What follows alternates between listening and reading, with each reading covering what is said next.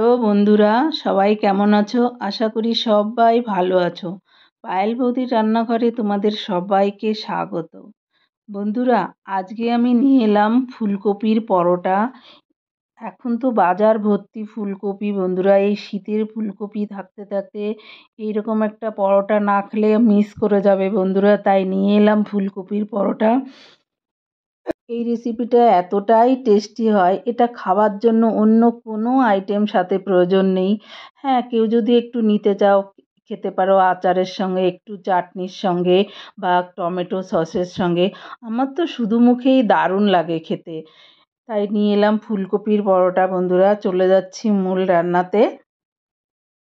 নিয়েছি একটা গ্রেটার আর নিয়েছি মিডিয়াম সাইজের একটা ফুলকপি। ফুলকপিটাকে কলিগুলো বের করে পরিষ্কার জলে ৫-৭ বার ধুয়ে পরিষ্কার করে নিয়ে এসেছি। দেখো এরকম করে টুকরো টুকরো করে নিয়ে এখন আমি এক গ্রেটারের সাহায্যে ফুলকপিটাকে গ্রেট করে নেব। আমি মিডিয়াম সাইজের সাইড দিয়ে আমি গ্রেট করব, না পাতলা না মোটা। এটা আমি পুরো ফুলকপিটা গ্রেট করে নেব বন্ধুরা। গ্রেট করে নিলে সুন্দর হয় পুরটা, আর একদম নরম হয়ে যায়, দারুণ হয় পুরটা। আমি এভাবে গ্রেট করে নিচ্ছি, তোমরাও গ্রেট করে নেবে। তাই ফুলকপিটা আমি পুরো গ্রেট করে নেব একইভাবে। দেখো সুন্দর গ্রেট হয়ে গেছে। এইভাবে আমি ফুলকপি কত সুন্দর গ্রেট হয়েছে, দেখো এইভাবে আমি পুরো ফুলকপিটা গ্রেট করে নিয়ে আসছি। দেখো পুরো ফুলকপিটা গ্রেট করে নিয়েছি বন্ধুরা। এখন চলে যাচ্ছি রান্নার প্রসেসে। নিয়েছি একটা ফ্রাই প্যান, দিয়ে দেব পরিমাণ মতো সর্ষের তেল। পুরটা সর্ষের তেলেই বানাবে, তবে বেশি টেস্টি হয়। দেব গোটা জিরে ফোড়নে। একটু জিরেটা একটু ফাটতে শুরু করলে, সুন্দর গন্ধ বেরোলে দিয়ে দেব একটা বড় সাইজের পেঁয়াজ কুচি। এটাকে সুন্দর করে ভেজে নেব বন্ধুরা। লাল লাল করে ভেজে নেব। দেখো ভাজা হয়ে গেছে। এখন আমি দিয়ে দেব আদা রসুন বাটা। এটাকে খুব বেশি মশলার প্রয়োজন হয় না, তবু এত টেস্টি হয় খেতে। দেব হলুদ গুঁড়ো, দেব লঙ্কার গুঁড়ো, দিয়ে এটাকে মশলার সঙ্গে খুব ভালো করে কষিয়ে নেব যতক্ষণ না মশলা থেকে আমার তেলটা ছেড়ে আসছে বন্ধুরা। তাই এই মশলাটা কষানোটা খুব দরকার। এই মশলাটা কষানো ভালো হলে তবেই পুরটা ভালো হয়। দেখো তেল আমার বেরিয়ে এসছে, কষানো হয়ে গেছে। আমি এখন দিয়ে দেবো গ্রেট করা ফুলকপি। ফুলকপিগুলো সব আমি দিয়ে দেবো বন্ধুরা।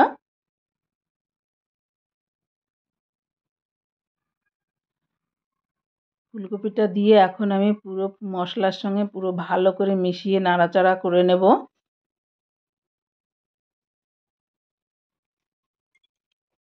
এটাকে একদম জল ইউজ করা যাবে না বন্ধুরা, এটাকে ঢেকে ঢেকে সুন্দর করে কষিয়ে নিতে হবে।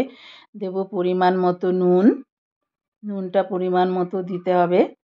দিলাম পরিমাণ মতো নুন। এখন নাড়াচাড়া করে এটাকে ঢেকে আমি 5 মিনিট মতো রান্না করে নেব। দেখো আস্তে আস্তে কালারটা চেঞ্জ হয়ে আসছে, কত সুন্দর লাগছে। এটাকে নাড়াচাড়া করে আমি ভালো করে করে নিয়ে আমি এখন আবারও ঢেকে রান্না করব বন্ধুরা। আবারও এটাকে ঢাকা দিয়ে আমি 5 মিনিট মতো রান্না করে নেব। দেখো হয়ে গেছে। এখন আর ঢাকা দেবো না আমি। এবার আমি খুলেই রান্না করব, যাতে জলটা একদম শুকিয়ে যায়, গায়ে জল না থাকে। দেখো একদম নরম হয়ে আসছে, কত সুন্দর লাগছে। একদম সুন্দর মাখা মাখা হয়ে যাবে, আঁঠো সাঁঠো হয়ে যাবে। দেখো বন্ধুরা সুন্দর কষানো হয়ে গেছে। এখন আমি দিয়ে দেবো এই পজিশনে একটু টমেটো সস। এটা তোমরা চাইলে ইউজ করতে পারো, নাও করতে পারো, তবে আমি বলবো একটু দেবে, এটাতে খুব সুন্দর টেস্ট আসে পুরটা বানানোর সময়। টমেটো সসটা পুরো মিশিয়ে নেব পুরটার সঙ্গে বন্ধুরা।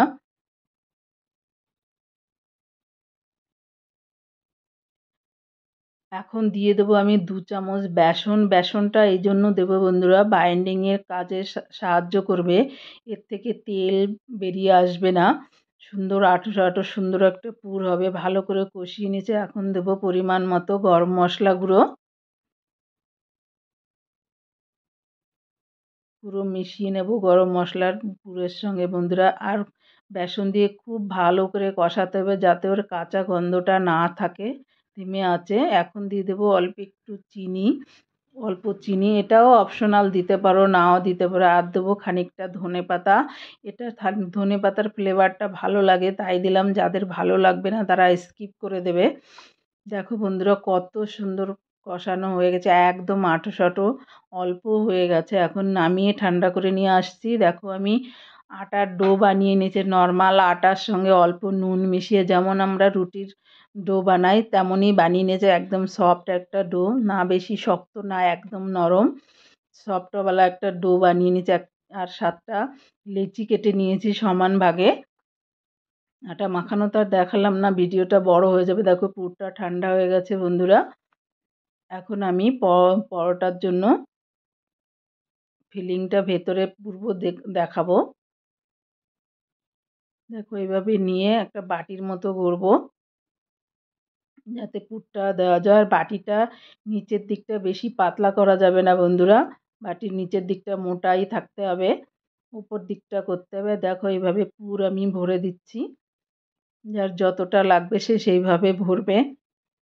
পুরটা ভালো করে ভরে দিয়ে এখন মুখটাকে আমি ভালো করে সিল করে দেব। ভেতরে হাওয়া থাকলে বন্ধুরা ফেটে যাওয়ার সম্ভাবনা থাকে, তাই ভালো করে মুখটা সিল করে দিতে হবে। এইভাবে দেখো আমি যেভাবে করছি, চেপে চেপে গোল করে সবগুলোর মধ্যে এইভাবে পুর আমি ভরে নেব। আমি আরেকটার মধ্যে ভরে দেখাচ্ছি।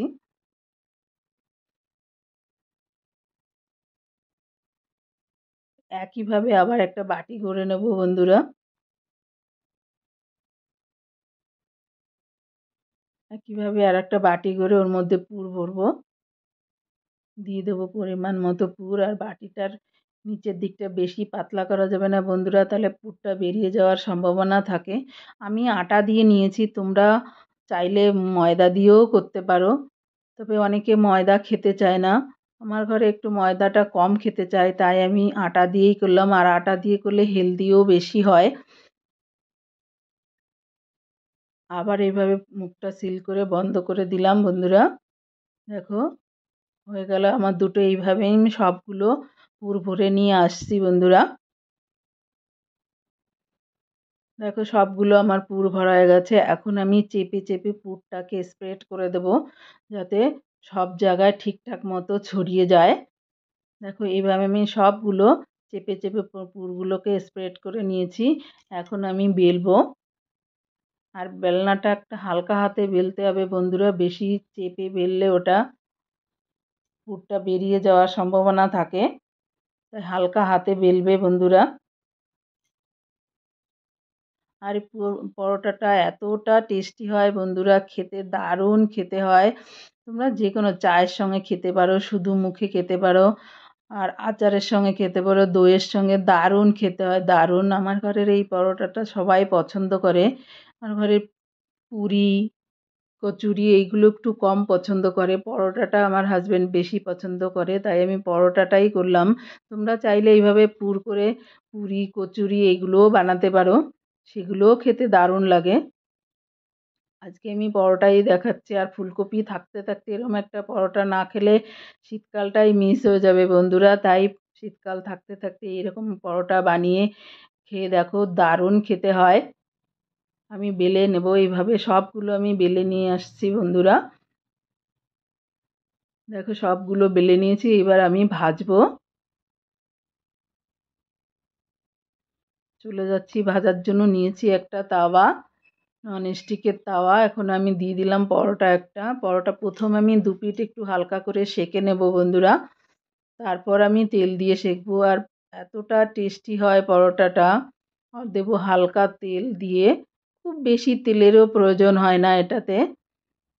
এখন আমি উল্টে দেব, দেখো কত সুন্দর ফুলছে।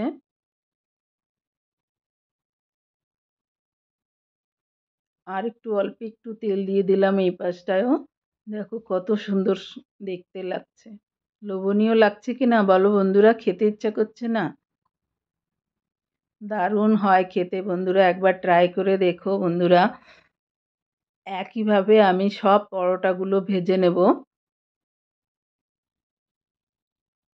তোমরা কে কোথা থেকে দেখছো কমেন্টস করে জানিও। আর আমার রেসিপিটা ভালো লাগলে প্লিজ লাইক অ্যান্ড শেয়ার করো, আর চ্যানেলটিকে সাবস্ক্রাইব করে দিও।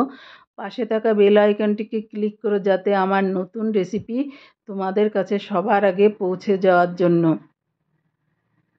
প্লিজ বন্ধুরা সাবস্ক্রাইব করে দিও চ্যানেলটিকে। যারা করেছো তাদের, যারা আমার নতুন বন্ধুরা আছো তারা প্লিজ সাবস্ক্রাইব করে দিও। দেখো বন্ধুরা, এটাও আমার সুন্দর ভাজা হয়ে গেছে। দেখো কত সুন্দর দেখতে লাগছে পরোটাটা। দুই পাশ চেপে চেপে ভালো করে ভেজে নেব। দেখো বন্ধুরা, হয়ে গেল আমার দুটো। এইভাবে একইভাবে সবগুলো আমি ভেজে নিলাম। কত সুন্দর দেখতে লাগছে দেখো। আমি সার্ভ করলাম এটা আমের চাটনির সঙ্গে, সরি বন্ধুরা, আমের আচারের সঙ্গে। বন্ধুরা থ্যাংক ইউ বন্ধুরা লাস্ট অবধি ভিডিওটা দেখার জন্য।